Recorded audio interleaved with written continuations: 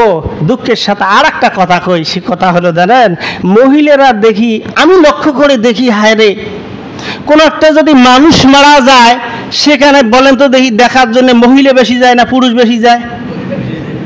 এত ভিড়। আচ্ছা গেল, মাহফিলের মধ্যে যাবেন, আগে দেখছি মাহফিলের মধ্যে কোনো মহিলাই নাই, অল্প স্বল্প মহিলা, তার কোনার মধ্যে আলাদা স্টেজ করে। এখন ওরা প্রজেক্টর দেওয়া লাগে, দিয়ে সেখানে মহিলার 2-3টা প্যান্ডেল হয়ে যায়, সেখানেও বেশি। বিচিত্র অনুষ্ঠানের মধ্যে, গানের মধ্যে কোন দেখি মহিলা বেশি না কম? কোন ইমারের তাল দেখলে মাথায় খারাপ। আচ্ছা তাহলে কোথায় নাই মহিলা?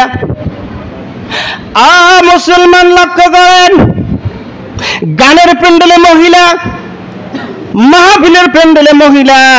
ভাইজান শুধু তাই না, একটা মানুষ মারা গেলে মহিলা, খতম পড়ার জন্য এখন লক্ষ্য করে দেখলাম কোন মানুষ যদি অসুস্থ হয় সেখানেও দেখা যায় মহিলারা যায় ভিড় পাকায়, মহিলারা দোয়া কালাম পড়ে, দোয়া করে দেয়, সেখানে মহিলা সেখানেও যায়। শুধু কি তাই, মাদ্রাসায় মহিলা, মক্তবের মধ্যে মহিলা, ভার্সিটির মহিলা, কলেজে মহিলা, হাই স্কুলে মহিলা, বাবজান যেখানে যায় তান মারে হলো, সামনে মহিলা, পিছনে মহিলা, ডাইনে মহিলা, বামে মহিলা। এখন চিন্তা করে দেখি মুসলমান, আকাশের মধ্যেও মহিলারা ঘুরতেছে। বুঝতে পারছেন কিছু? তার মানে হলো আকাশে কেমন লক্ষ্য করে দেখেন, 5 তলার উপরে দেখেন মহিলারা ওখানেও নাচতেছে, সেখানেও মহিলা, মহিলা আর মহিলা। আমার মন সাক্ষী দেয়, চালু হয়ে গেছে, ফেসবুকে দেখলাম এক মহিলা ইমামতি করতেছে। ও মুসলমান, আমার তো মনে হয় বেশি দিন লাগবে না, কিছু দিনের মধ্যে হয়তো ঘোষণা দিয়ে দেবে, মৌলবীরা অনেকদিন পর্যন্ত তোমরা নামাজ পড়াইলা, এদের নামাজ পড়ালা, মসজিদে নামাজ পড়াও, ক্ষতি বিগড়ি করো, তোমরা এখন পিছনে আসো, আমরা কিছুদিনের জন্য এখন ইমামতি করব। সব জায়গাতে মহিলা, মহিলাদের দাম বেশি না কম? অকরনা ফি বুয়ুতিকুন্না ওয়ালা তাবাররাজনা তাবাররুজাল জাহিলিয়াতিল উলা।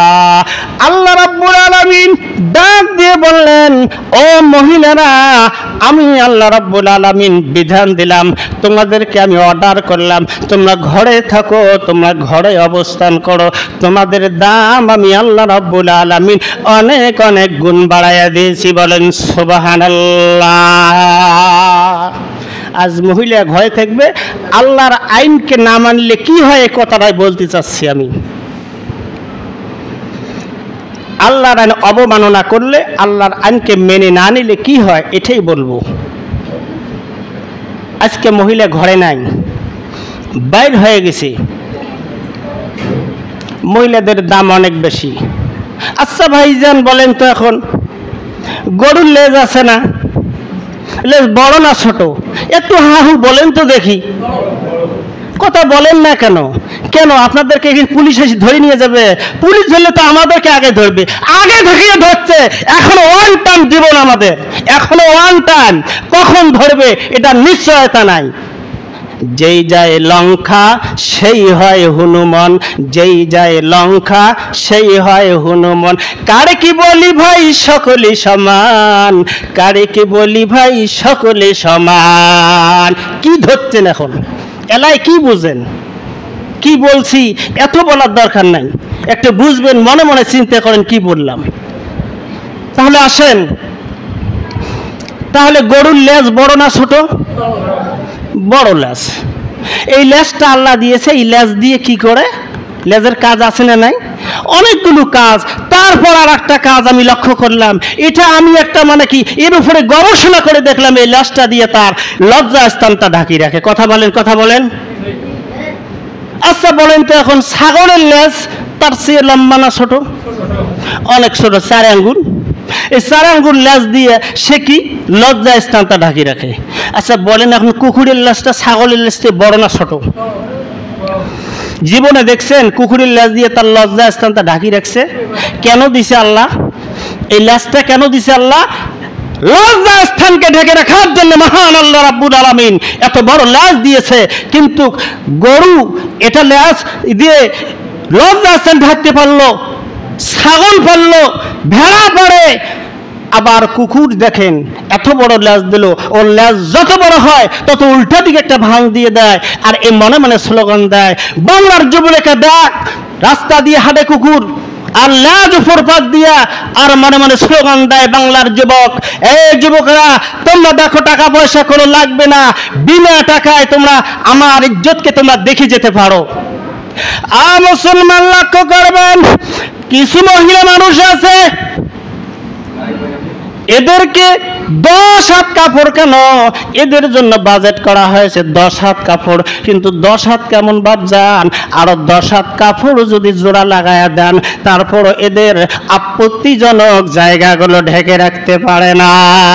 এরা রাস্তা দিয়ে যায় আর স্লোগান দেয়, মনে মনে স্লোগান দেয়, কি করে এটা রাস্তা দিয়ে যায় আর মনে মনে স্লোগান দেয়, দেখেন না, হায় রে হায়, উঁচিয়ে উঁচিয়ে স্যান্ডেল পরে, গাদুম গুদুম চেহারা, ভেটে পেটের ভুড়ি, পিডির চামড়া বাইর করে দিয়ে উঁচে উঁচে স্যান্ডেল পরে গাদুম গুদুম চেহারা নিয়ে টক বক করি ভ্যানিটি ব্যাগ ঘাড়ে নেয় আর মনে মনে স্লোগান দেয়, কি ঠোঁটের মধ্যে লাগাইছে লিপস্টিক, যুবকেরা বলে এটাই ঠিক।